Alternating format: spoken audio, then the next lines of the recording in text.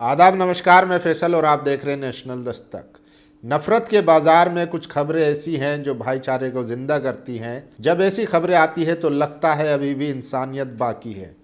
ऐसी ही कुछ खबरें हैं और देखिए कैसे धर्म के नाम पर आपकी सेहत के साथ खेला जा रहा है। पतंजलि बाबा रामदेव की कंपनी टेस्ट में फेल हुई है। दरअसल वो जो गाय का घी बेचती थी उसको 2 बार टेस्ट किया गया और दोनों बार फेल हो गई है। उस पर भी बात करेंगे। सबसे पहले देखिए, आगरा में एक 50 साल से ज़्यादा उम्र के एक बुज़ुर्ग को जो है कुछ हुआ, बोलते हैं कि जय श्री राम बोलना पड़ेगा। 2 दिन पहले वो वीडियो वायरल होता है और वायरल वीडियो होने के बाद वो उसके घर वालों तक पहुंच जाता है तो उनके घर वाले इतनी दहशत में आ जाते हैं कि अब वो अपनी गाड़ी बेचने को मजबूर हैं और कह रहे हैं कि हमें डर है कहीं अनहोनी हो गई तो फिर उसको हम कैसे संभालेंगे। तो आप सोचिए, एक तरफ योगी आदित्यनाथ कहते हैं कि गुंडे जो है या तो शमशान में मिलेंगे या फिर प्रदेश छोड़कर भाग चुके हैं, लेकिन ये कौन गुंडे हैं जो लगातार दाढ़ी देखकर, टोपी देखकर हमला कर रहे हैं और पुलिस प्रशासन सब खामोश है। तो क्या अब ये तय हो चुका है कि अगर मुसलमान होगा तो ना आपको इंसाफ मिलेगा ना आपके साथ इंसाफ होगा। तो इसी को लेकर देखिए सबसे ज़्यादा ये वीडियो वायरल है। आगरा की सड़कों पर 38 साल से टैक्सी चला रहा हूँ। पहली बार किसी ने मुझे जय श्री राम बोलने के लिए मजबूर किया। नहीं बोलने पर मेरी दाढ़ी खींची, थप्पड़ मारे। कैब ड्राइवर, रईस ये सब कहते हुए डरे सहमे नजर आते हैं। बुजुर्ग के चेहरे की झुर्रियों के बीच चिंता की लकीरें ज़्यादा साफ दिखने लगती हैं।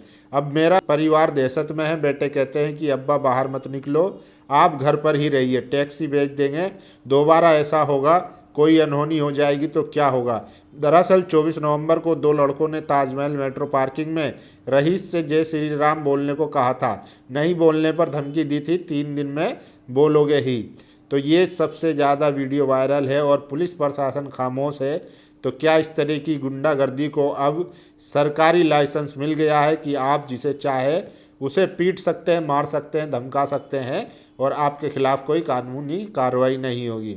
ये घटना डीजीपी उत्तर प्रदेश की पुलिस का मुंह चिढ़ा रही है। ये घटना यूपी के मुख्यमंत्री योगी आदित्यनाथ द्वारा किए गए कानून व्यवस्था के दावों की धज्जियां उड़ा रही है। ये घटना हिंदू समाज की सहिष्णुता, उदारता की पर खच्चे उड़ा रही है। कुछ गुंडे एक बुजुर्ग से जय श्री राम ना कहलवाने पर पीटते हैं, उसकी दाढ़ी खींचते हैं और इस तरह वो धर्म रक्षक बन जाते हैं। यूपी पुलिस में अगर रत्ती भर भी निष्पक्षता है तो इन गुंडों का एनकाउंटर कर इनके घरों पर बुलडोजर चलाए।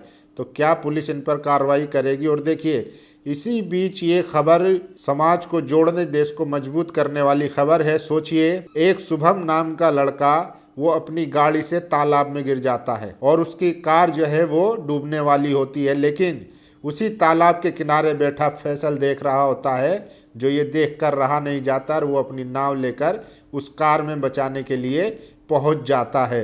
तो ये भी भाईचारा है कि एक तरफ शुभम की जान बचाने फैसल पहुंच जाता है। यही हिंदुस्तान है, यही भारत है जिसको असल में भाजपा और आरएसएस ने अपनी राजनीति के लिए नफरत में बदल दिया है। और सोचिए, पतंजलि का घी खाने लायक नहीं, लैब टेस्ट में फेल, कंपनी पर 1.40 लाख जुर्माना। उत्तराखंड के पिथौरागढ़ में बाबा रामदेव की कंपनी पतंजलि आयुर्वेद का देसी गाय का घी गुणवत्ता परीक्षण में पूरी तरह फेल पाया गया है।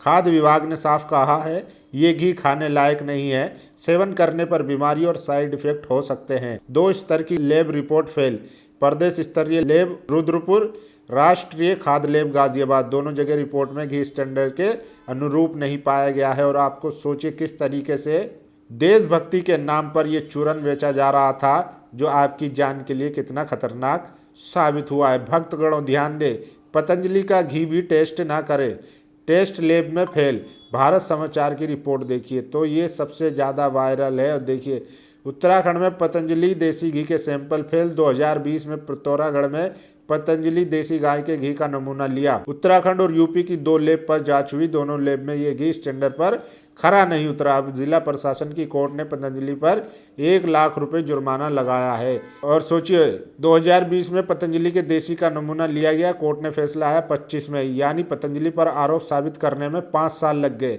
इन 5 सालों में कितने करोड़ रुपए का पतंजलि देसी घी लोग खा गए होंगे।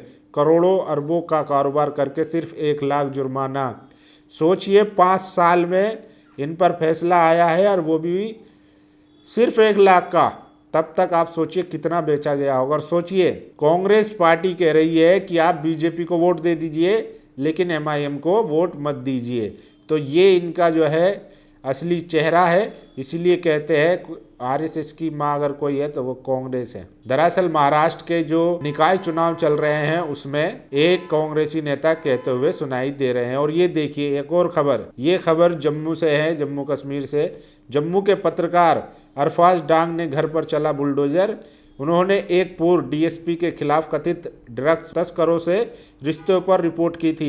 अधिकारियों ने बताया कि ये भवन राज्य की भूमि पर अवैध रूप से बनाया गया था। ये कार्रवाई चल रहे अतिक्रमण विरोधी अभियान के तहत की गई है। सोचिए ये जम्मू के अरफाज जो पत्रकार थे उन्होंने ड्रग्स माफिया की पोल खोली तो इनके घर पर बुलडोजर चला दिया। वहां पर एक हिंदू भाई थे जिन्होंने अपना घर इनको रहने के लिए दान दे दिया है। आप सोचिए यही इंसानियत है, यही भारतीयता है कि आप एक दूसरे के साथ दुख सुख में खड़े रहें। लेकिन बीजेपी ने जो नफरत की खेती की थी वो सड़कों पर अब उग चुकी है। और ये देखिए ये वीडियो दिल्ली के गोकलपुरी का बताया जा रहा है जहां पर कुछ लड़के जो हैं वो दुकानें, जो मीट की दुकानें होती है, चिकन की दुकानें होती हैं, उनको बंद करवा रहे हैं। और ये खुलेआम, ना पुलिस कोई इस पर एक्शन ले रही है।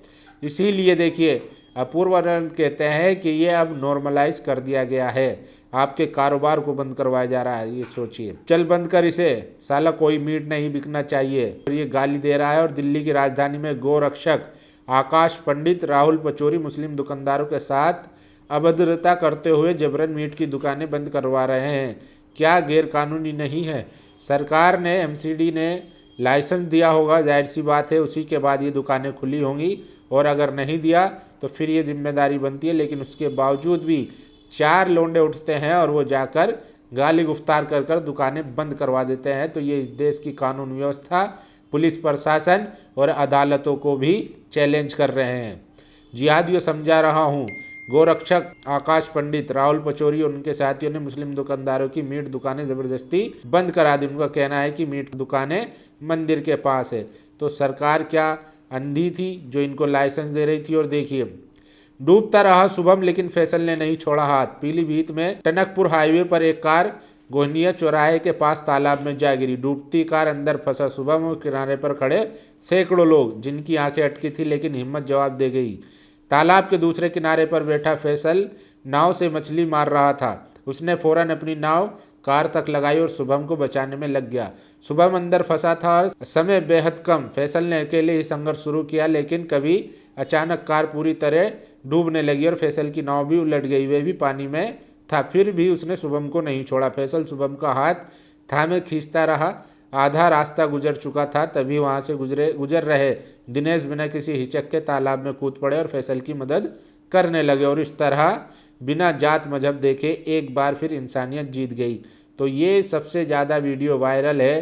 फैसल ने शुभम की जान बचाई है। गले में भगवा गमछा डालकर कुछ गुंडे मुस्लिम दुकानदारों को धमकाने पहुंच जाते हैं। पुलिस इन गुंडों को या तो समझा बुझाकर शांत कर देती है या औपचारिक कार्रवाई कर देती है। ये वीडियो दिल्ली का है। दिल्ली पुलिस इन गुंडों पर यूएपीए नहीं लगाएगी। तो खुलेआम गुंडागर्दी चल रही है। और सोचिए अजीत सिंह राठी लिखते हैं, मैंने तो पहले ही कहा था गाय भैंस है नहीं और बाबा रामदेव देश भर में घी का कारोबार बढ़ाते जा रहे हैं। उत्तराखंड के पिथौरागढ़ में पतंजलि के घी के नमूने फेल हो गए। फूड सेफ्टी विभाग ने पतंजलि और वितरक पर 1,40,000 का जुर्माना लगाया। उस पर भी तुर्रा ये कि जिसे आधार बनाकर जुर्माना लगा है वो सैंपल 2020 में लिया गया था। 5 साल तक सैंपल इस लैब से उस लैब घूमता रहा। केंद्र सरकार की लैब में भी भेजा लेकिन घी खाने लायक नहीं मिला। और खरीदो बाबा का घी। तो सोचिए कि 5 साल लग गए एक सैंपल को टेस्ट करने में, तो आप अंदाज़ा लगा सकते हैं। और सोचिए किरण बेदी अब जो है वो प्रधानमंत्री से गुहार लगा रही हैं कि दिल्ली की आबो हवा जहरीली है और प्रधानमंत्री को इसमें इंटरवीन करके उस पर संज्ञान लेना चाहिए और कोई हल निकालना चाहिए। आप सोचिए कि निवेदन कर रही है। यही अगर दिल्ली में केजरीवाल सरकार होती तो अब तक पूरा मीडिया और पूरी बीजेपी और पूरे तमाम सोशल एक्टिविस्ट जो है वो हंगामा बर्पा कर चुके होते कि दिल्ली जो है वो गैस चैम्बर बन चुका है, जो कि हकीकत है। लेकिन फ़र्क पड़ता है सरकार किसकी। एक तरफ दिल्ली की मुख्यमंत्री रेखा गुप्ता कहती है कि हमारे मंत्री कूड़े के पहाड़ के सामने जाकर खड़े होकर कहते हैं कि ये पहाड़ तुझे जाना होगा। तो वही फॉर्मूला अब दिल्ली में चल रहा है। अब लोग जो है अपने घर में बैठकर शायद ये कहने लगे कि ए पॉल्यूशन अब तुझे जाना होगा, क्योंकि दिल्ली में रेखा गुप्ता की सरकार है। अपनी राय जरूर दीजिए। शुक्रिया। नेशनल दस्तक की आपसे गुजारिश है कि अगर इसको बचाना चाहते हैं तो नेशनल दस्तक को सब्सक्राइब करने के लिए रेड कलर के सब्सक्राइब बटन को दबाएं, फिर बेल आइकन की घंटी दबाएं। नेशनल दस्तक को बचाने के लिए बहुत जरूरी है कि हर खबर को शेयर करें, लाइक करें, कमेंट जरूर करें।